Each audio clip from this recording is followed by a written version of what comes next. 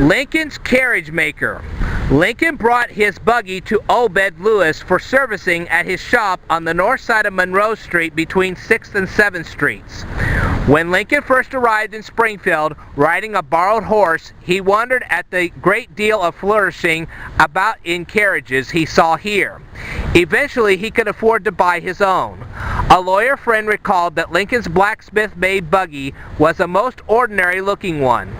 Maintenance included occasional tire and floor repairs, repainting, and oiling the carriage top.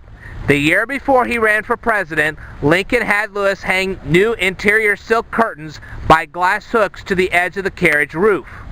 Lincoln also purchased a $7 wheelbarrow from Lewis and a $30 sleigh for winter transport. In 1852, Lincoln had Lewis replace his old buggy with a new carriage for $260. But a week later, he brought it back for repairs. The next day, he exchanged his new carriage for yet another one. Even Lincoln, it seemed, was not immune to buying an occasional lemon.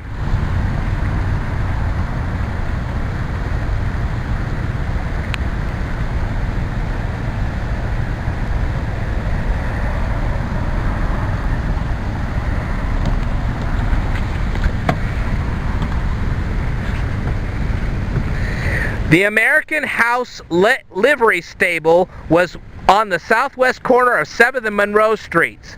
Here, guests at Springfield's most prestigious hotel boarded their animals while visiting Springfield. The workshop of Lincoln's carriage maker, Obed Lewis, is in the foreground.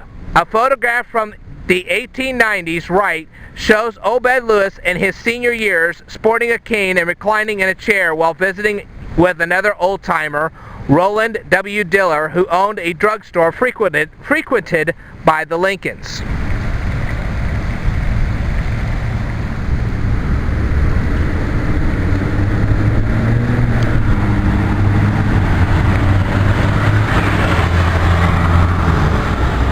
Horses were an important part of Lincoln's Springfield world. Horses provided locomotive power, carrying riders, pulling wagons and carriages, and producing manure that often piled up around the stables.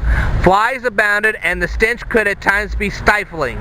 1 in 20 of Lincoln's neighbors worked with horses for a living as teamsters, saddlers, wagon makers, horse dealers, or liverymen.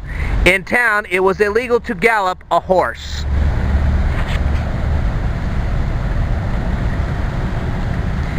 An ordinance also forbade flying kites in the city for fear of spooking horses.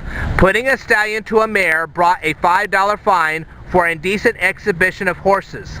Lincoln used city hay markets instead of gas stations, carriage stops instead of auto repair garages, stables instead of parking lots.